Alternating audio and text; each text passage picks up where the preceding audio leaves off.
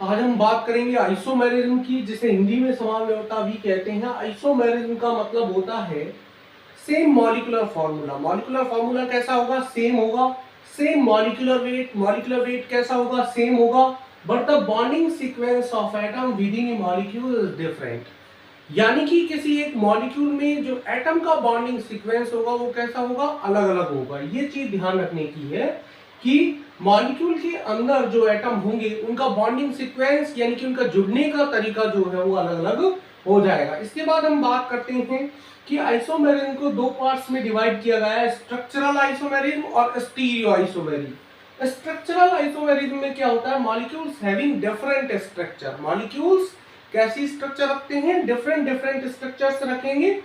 लेकिन stereo isomerism में क्या होता है? 3D arrangement of atom with in A molecule is different. यानी कि किसी मॉलिक्यूल का 3D में या स्पेस में, 3D में या स्पेस में जो एटम जुड़े हुए हैं उनका अरेंजमेंट कैसा हो जाएगा? डिफरेंट डिफरेंट हो जाएगा। ये चीज हमें ध्यान रखने की है।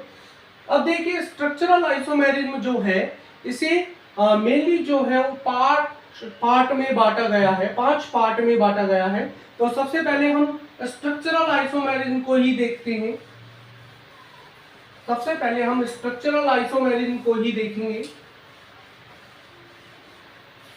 तो स्ट्रक्चरल आइसोमेरिज्म को देखिए 5 पार्ट में बांटा गया है। स्ट्रक्चरल आइसोमेरिज्म को 5 पार्ट्स में बांटा गया है और उनमें से सबसे पहला जो है वो आइसोमेरिज्म का टाइप है चेन आइसोमेरिज्म। सबसे पहला कौन सा है? Chain isomerism.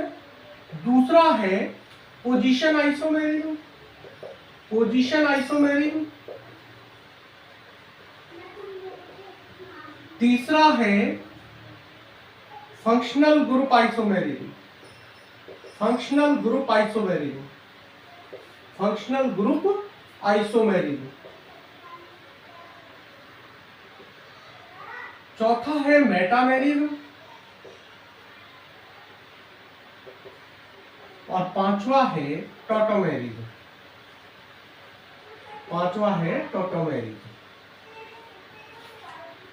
सबसे पहले हम बात करेंगे चेन आइसोमेरिज्म की। तो देखिए चेन आइसोमेरिज्म क्या होती है, चेन आइसोमेरिज्म को समझते हैं। तो देखिए चेन आइसोमेरिज्म में क्या होता है कि सबसे इंपॉर्टेंट चीज जो है चेन आइसोमेरिज्म में वो ये है कि number of carbon atom in main chain, यानी कि प्रिंसिपल चेन में जो नंबर ऑफ कार्बन एटम है वो कैसे हो जाएंगे?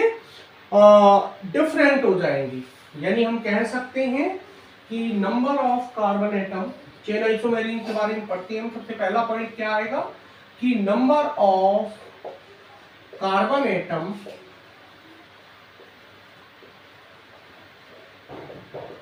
इन मेन चेन, या फिर हम कह सकते हैं मेन चेन को प्रिंसिपल चेन इज डिफरेंट। अब मैं इसे सीधी सादी भाषा में कहूं तो मैं ये कहूंगा कि यदि प्रिंसिपल चेन में कार्बन एटम अलग अलग हो गई, प्रिंसिपल चेन में कार्बन एटम की संख्या अलग अलग हो गई, तो मैं ये कह दूंगा सीधा सीधा कि word root is different, word root is different. क्या कह सकते हैं हम कि वर्ड रूट कैसा हो जाएगा? डिफरेंट हो जाएगा। यानी समझिए, इसे एग्जांपल से समझते हैं हम। जैसे कि यहां मैंने कोई चेन बनाई है, ये प्रिंसिपल चेन है जिसमें कि 4 कार्बन एटम है। ये प्रिंसिपल चेन है जिसमें कितने कार्बन एटम है? 4 कार्बन एटम है। अब मैं बात करता हूं कि मुझे मॉलिक्यूलर फार्मूला क्या रखना है? सेम रखना है। आइसोमेरिज्म की पहली कंडीशन ही क्या है? मॉलिक्यूलर फार्मूला सेम रखना है, यानी कि 4 ही कार्बन होने चाहिए टोटल। तो ये देखिए मॉलिक्यूलर फार्मूला तो सेम हो गया, 4 कार्बन इसमें है और 4 ही कार्बन इसमें है। लेकिन ध्यान रखने की बात ये है कि यहाँ पर वर्ड रूट डिफरेंट हो गया। इसमें एग्जांपल में अगर हम इसका नाम देंगे तो इसका नाम होगा ब्यूटेन, जबकि इसका नाम जो होगा वो 2 मिथाइल प्रोपेन होगा। इसका नाम क्या होगा? ब्यूटेन होगा, जबकि इसका नेम जो होगा यूपीएससी वो 2 मिथाइल प्रोपेन होगा। यानी हम कह सकते हैं कि वर्ड रूट यहाँ चेंज हो गया है, वर्ड रूट डिफरेंट हो गया है और number of carbon atom in main chain और प्रिंसिपल चेन इज डिफरेंट। यानी नंबर ऑफ कार्बन एटम या प्रिंसिपल चेन ये वाली है, इसमें 4 कार्बन एटम है, जबकि यहां प्रिंसिपल चेन में कार्बन एटमों की संख्या कितनी है? 3 है। तो हम क्या कह सकते हैं कि नंबर ऑफ कार्बन एटम जो है वो डिफरेंट हो गए हैं, वर्ड रूट इससे डिफरेंट हो गया है। ऐसे ही हम और एग्जांपल बना सकते हैं, जैसे कि मैं और एग्जांपल बना सकता हूं, ये 5 मेंबर्ड रिंग है, ये 4 मेंबर्ड रिंग है और इसके साथ एक मिथाइल ग्रुप अटैच है, और ये 3 मेंबर्ड रिंग है, इसके साथ 2 एल्किल ग्रुप जो मैंने अटैच कर दिए। इसके साथ मैंने कितने एल्किल ग्रुप अटैच कर दिए, 2 एल्किल ग्रुप अटैच कर दिए। अब अगर हम कहें तो हम कहेंगे कि इन तीनों का मॉलिक्यूलर फार्मूला सेम है, इन तीनों का ही मॉलिक्यूलर फार्मूला सेम है, लेकिन यहां पर मेन चेन जो है वो अलग अलग है, यानी कि वर्ड रूट अलग अलग है, इसलिए कौन से आइसोमर हो जाएंगे, चेन आइसोमर हो जाएंगे। यहाँ इसका नाम होगा साइक्लोपेंटेन होगा। यहाँ इसमें वर्ड रूट कितने का होगा, 4 कार्बन की चेन है, इसलिए हम क्या कहेंगे, मिथाइल साइक्लोब्यूटेन। और यहाँ क्या कहेंगे, डाइमिथाइल साइक्लोप्रोपेन, यानी कि वर्ड रूट अलग अलग हो गया है, क्योंकि प्रिंसिपल चेन जो है वो कैसी हो गई है, डिफरेंट हो गई है।